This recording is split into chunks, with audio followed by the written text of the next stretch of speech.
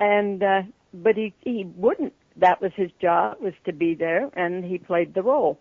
But he was criticized for it because he wouldn't back up the dishonest leader. Thank goodness my father was like that, because he gave us so many opportunities that other fathers wouldn't. They didn't even know how to be a father, let alone a husband. But my father did, thank goodness. And Mom allowed him to also. Well, you know, so I want to digress a little bit and ask you a little bit more about blood atonement. When I grew up, we were taught from the Journal of Discourses, Volume 4, the direct statements read to us every week and sometimes more often about saving our souls through blood atonement, and that it was a law, that if we did not live plural marriage, we would suffer eternal damnation, and the only way that we could be saved from that eternal damnation if we turned away was by blood atonement. That's what we were taught from the get-go. So it was very, very heavy over my head all of my life. You were not taught that. No. No, thank goodness. Lucky you. Oh, amen. I can see that. Wow. It's interesting how people take on ideas and beliefs and want everybody else to believe it to validate their insanity.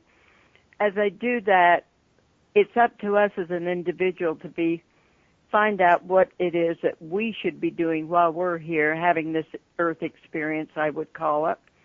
And as I have evolved, I have realize that other things go on in our universe, in our world, that other people refuse to see and hear. And through my hypnotherapy, I've been able to assist and help others in connecting with it and healing at such an accelerated rate that it's just, I don't know what I'd have done without it.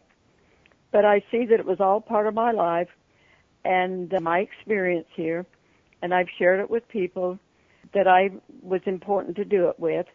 And I have to be selective and careful who I talk to about these things, because a lot of people have their own opinion and their own beliefs, and I don't want to cause a lot of friction. You get a lot of animosity if you're a woman and you dare to think. I found that they do a lot of work trying to correct the mistake they think God made by giving us a brain to start with. In my family, for women to think was just a sin. No, we had more of a matriarchal listening device in our families. It was really quite balanced in my family growing up, and I'm grateful for that. I had 4 brothers and loved every one of them dearly. But I saw how sensitive men were, boys were, because they always told me how tough guys were and women were wusses and girls, and they weren't strong like men were. Well, as I evolved and learned, they were very sensitive. Most all men that I've noticed have this real sensitive, fragile part of them they don't want to expose. And as I was around my brothers, I allowed them to be that and have that, and they taught me while they did. And my father did also. And some of my relatives away from the Kingstons, I never saw it happen in the Kingstons. I'm sure they had it and probably still do, but many of them haven't nurtured it. They've ignored it, and their lives have been tough because of it, too. How many wives did your father have? My father wouldn't take another wife. He had only one, and that was it. No wonder you're so normal. How wonderful. Yeah, I could call somebody Dad. So you married into polygamy? That's correct, as a second wife. How old were you when you got married? 20. Well, you are fortunate. You're a rarity. Yes, I'm a Scorpio, pretty strong, headstrong, I guess some people would call it. But I had to follow what my instincts and higher self told me to do. I felt like I could rely on my instincts, and it would take me to good places and help me make good decisions. There have been times that I've struggled and wasn't sure, of course, but I also know that I was different. A lot of it's because of my genes. But mostly because of the love my parents showed their children openly, and that we were allowed to show them openly in a healthy, normal way. And because of that, we didn't have to lie in our own little family. It's when I had my family that that's what I had to do. And like my oldest son said, if he wrote a story about our family, he'd say all he remembers about his dad was that he came over late at night, made all of them wait on him, ate our food, slept with their mom, and left in the morning. And bossed them around a whole lot. And that was about what it was. It's just a strange man came to visit them, was there just briefly, and always out of the way of any of their friends, because he'd just come at night. Wow. But it was pretty pathetic. Wow. You know, I never remember my father ever sitting down and eating a meal in the house where my mother lived. He never, ever ate with us. And I never remember in my whole life him ever spending the night. And I never, ever had any memories of him showing any positive affection toward any of his wives. But see, they didn't know how. How could they show it if they showed some good feeling, special feelings towards one woman and another woman saw it? How would she feel? See how imperfect that is? See how disgusting that lifestyle is? The men can't even be sane in it. They can't be comfortable either. My father would come and see my mother in the afternoon and tell her he had to see her in the bedroom and talk alone. And then he would come out and leave without saying goodbye to any of us, just walk out. And if you pushed the bedroom door open, Mama was always crying. Oh, yeah, and see, she was doing what God wanted her to do. Sure, they can conjure up anything they want to validate the insanity of what they're doing. Polygamy is insane. It never was of God.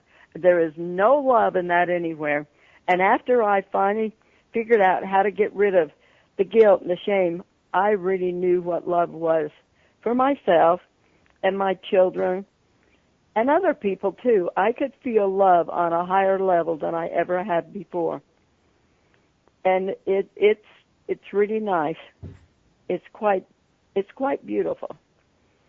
But it isn't a sexual thing. It is of a higher thing. It's what I would describe as being light.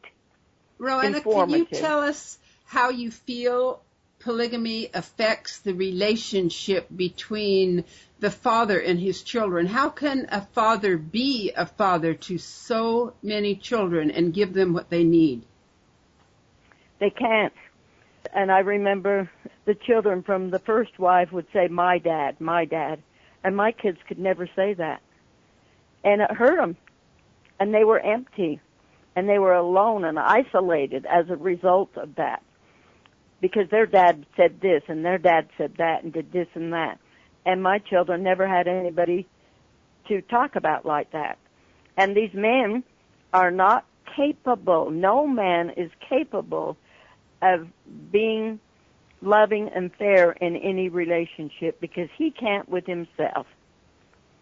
He has to be messed up and screwed up inside to even think that he could do and live this way. It isn't possible. A lot of people will refute and argue that. So, big deal. Well, how can he be fair when he doesn't believe in equality? He doesn't believe in fairness. He doesn't believe that women have the same rights he has. No. For Pete's sake, no. Women are not equal human beings, so he doesn't believe in fairness to start with. So how can he be fair? Exactly. And they just conjure up whatever comes from within them, and that's based upon the abuse and their insecurities. They're not going to come out of there with anything decent or loving. When women grow up, or when little girls grow up in polygamous families where their identity has always been that of a lesser human being, what does that do with their capacity to have good relationships when they get out? It really is a hindrance. It really is, because they don't know what love is.